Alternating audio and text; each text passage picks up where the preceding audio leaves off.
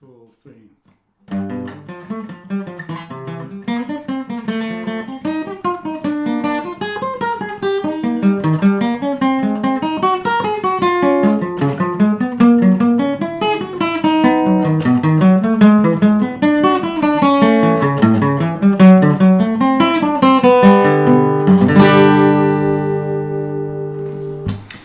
That is the cycle of fifths, or circle of fourths, or circle of fourths, or cycle, whichever way you want to say it.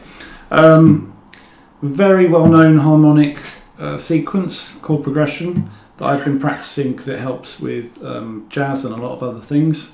I'll explain why later, but I'm going to start just by showing how that's played in case you want to practice it. I found it very useful. So I'm starting on the 3rd fret. I could start anywhere, but I'm going to start on the 3rd fret because I want to do it in G. That's the first bit. So very slowly.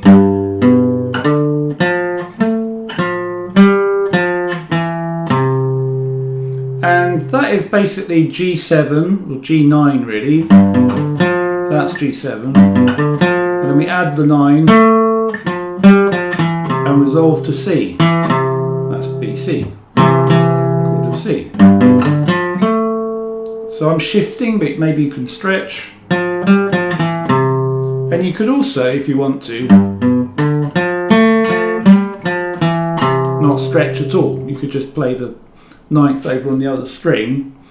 But there is like a dual purpose to doing the stretch, which I'll explain later. So,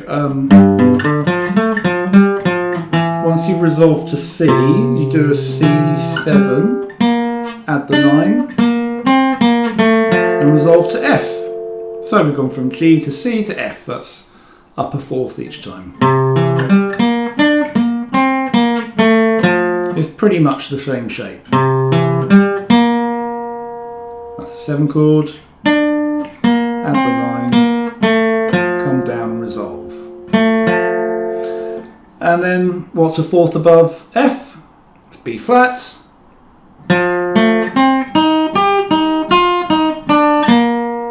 Which I find slightly trickier.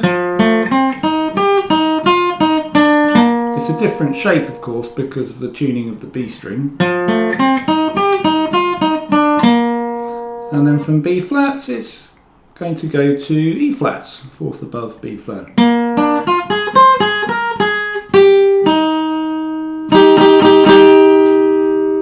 So I'll just do that opening bit, G, C, F, B flat, E flat, all over again.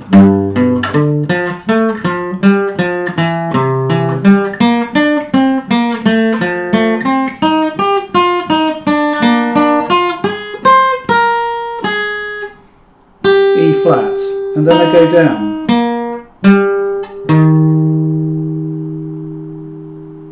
So it's that shape.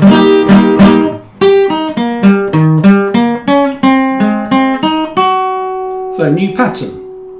You could, if you want, keep going, do the same old pattern, just a fret higher if you did this.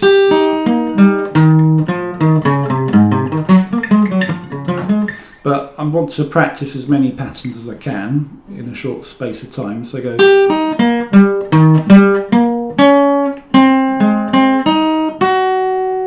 So E flat, 7. So what's a 4th above E flat? A flat, and of course that's an A flat chord. A flat 7. That's the 9. Shift. So a 4th above A flat is D flat or C sharp.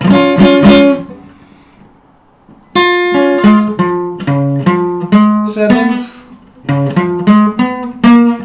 Resolve. So we're resolving from D flat, 4th up, be G flat.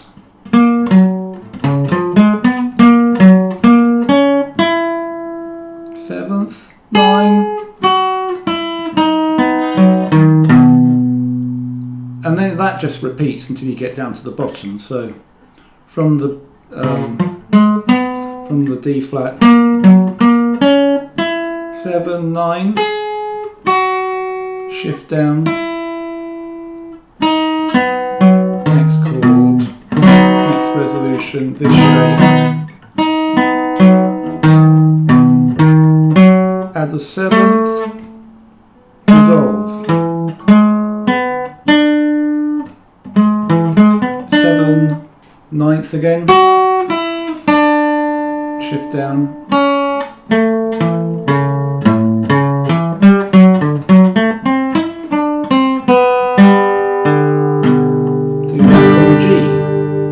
that's quite satisfying, that descending bit where you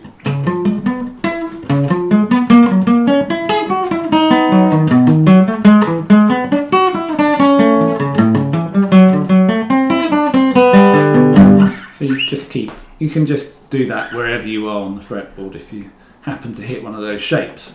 So that's kind of why it's useful to practice this, because you develop the muscle memory to know where the next chord is if it's going to move up a fourth, which it frequently does in all sorts of music, like blues, jazz, rock, whatever you like.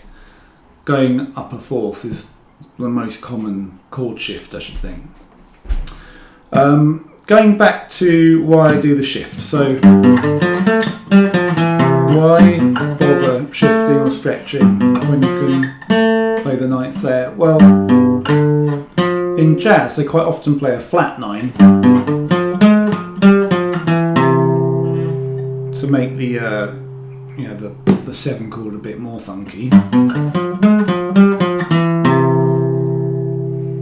And the flat 9 is just there, so you have to do that shift. So that's kind of learning. If you're going to learn both of them, then you may as well do the shift for both of them. And that applies all the way along, of course.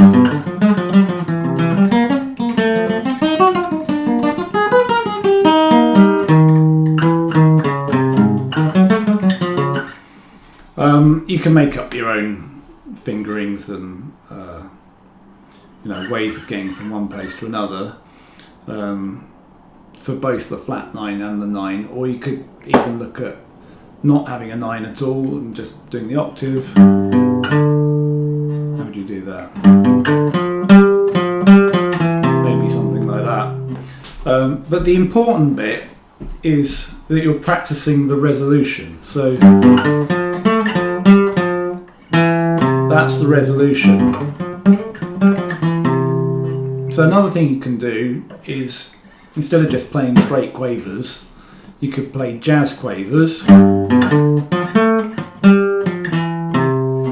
and kind of do those little slides, glisses that you do in jazz to emphasise the resolution.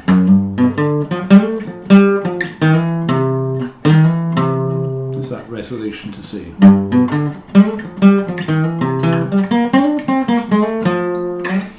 And as you kind of get a bit more sort of loose with it, then it starts to sound a bit more like improvisation.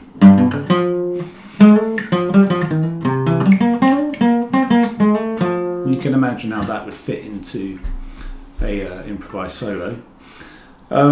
What else can you do? Well, you could you could just do it as a picking practice, so you could use it for alternate picking.